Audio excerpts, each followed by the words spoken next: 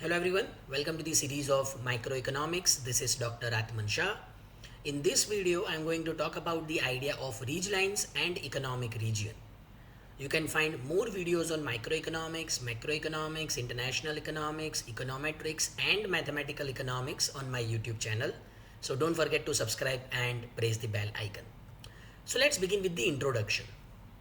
In production theory, a ridge line is a boundary of the economically relevant region of production. So when we use ridge line, basically ridge line divides economic and non-economic region of production. And it can be explained with the help of isoquant. So what is isoquant? Isoquant is various combinations of two factors of production that gives equal level of output. So here Q1 is our isoquant and A, B, C, D are different combinations of two factors of production, that is labor and capital. And these various combinations give equal level of output. Now let's understand the idea of marginal rate of technical substitution. So what is MRTS? It is the rate at which capital can be substituted for labor, keeping the level of output constant. So it is MPL upon MPK, that is the marginal productivity of labor upon marginal productivity of capital. How to derive this? That you can find in my Isoquant video. Now, this substitution between labor and capital is possible only up to a certain limit. We cannot continue to substitute labor for capital or capital for labor infinitely. It is only possible up to a certain limit. So, what do we mean by ridge lines? So as the use of a factor of production increases excessively, its marginal product gradually declines. It eventually becomes zero and then it turns negative because of diminishing returns. So production does not take place when the marginal product of a factor is negative, because it becomes inefficient for the producer. If capital gives negative returns to producer will not use that particular unit of capital.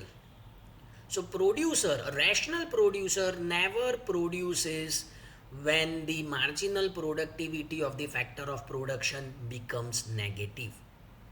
Let's understand this with ridge line. So a ridge line is the locus of points on successive isoquants at which marginal product of either labor or capital is zero. We will see the diagram so you can easily understand the definition. Now it forms the boundary of the economic region of production. Let's understand this with the help of a diagram. So on horizontal axis we have quantity of labor and on vertical axis we have quantity of capital. Q1 is isoquant. We have point A on isoquant. So as we move towards point A, what happens? Units of K increases and units of L is reduced. As we move towards point A, what happens? Again, more units of K are used and less units of labor is used. That means as more units of K are being used by the producer, MPK gradually declines due to diminishing marginal units.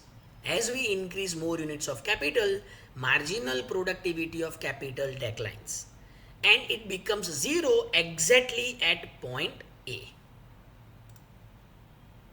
Exactly at point A, marginal productivity of capital becomes zero. And isoquant is parallel to y-axis. You can see at point A, isoquant is parallel to y-axis. And beyond point A, see this part, beyond point A, marginal productivity becomes negative. And if we continue to draw isoquant beyond point A, it becomes upward sloping curve because the marginal productivity of capital is negative. Let's draw another isoquant, that is Q2, point B. So we can explain point B as we have explained point A. The marginal productivity of capital at point B is 0. Similarly, we have isoquant 3 and point C, at which marginal productivity of capital is 0. So now, if we join these 3 points A, B and C, see diagram, then we have upper ridge line, that is OC. This red colored line is upper ridge line, and it represents the boundary beyond which the use of capital becomes economically inefficient because it gives negative returns to the producer. If we use capital beyond point A on Q1 or point B on Q2 or point C on Q3, marginal productivity of capital declines, and therefore it becomes economically inefficient to use an additional unit of capital. Now let's see point D on Q1. So as we move towards point D, more units of L are used and less unit of K is being used by the producer. So producer uses more units of labor and less units of capital. So therefore marginal productivity of labor gradually declines because of diminishing returns. And exactly at point D, marginal product of labor is 0.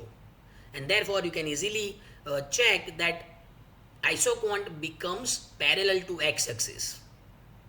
You have horizontal tangent. Sorry, this is not vertical tangent, it is horizontal tangent.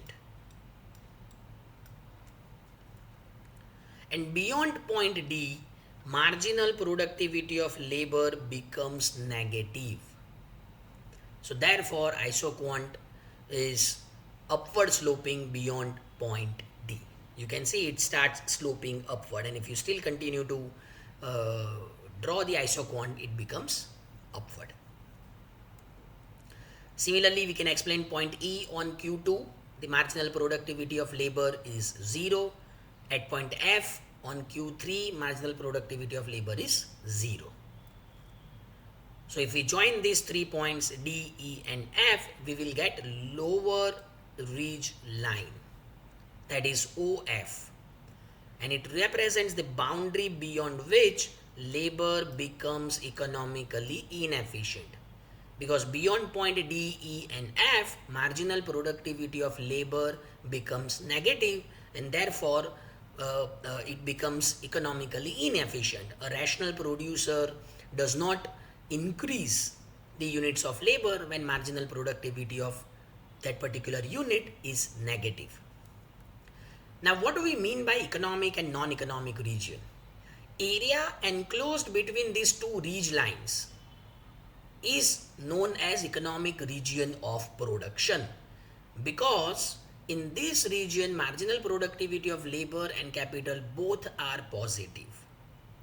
An area outside two ridge lines, these two areas are known as non-economic region of production.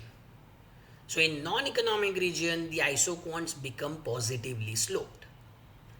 So in non-economic region, increasing one input, this is very important, increasing one input in non-economic region requires an increase in another input to maintain the same level of output. So that shows the inefficient use of resources. Why we have this kind of situation? Because as we increase capital in this region, let's say beyond point A, B and C, it gives you negative returns. So as you increase more capital, you have to increase more units of labor to compensate that negative returns of capital. And therefore that shows inefficient use of resources. So rational producers always operate only within the economic region where both labor and capital have positive marginal products. So in case of Q1, rational producers will produce between A and D. in case of Q2 between B and E, and in case of Q3 between C and F. So that is the idea of economic and non-economic region.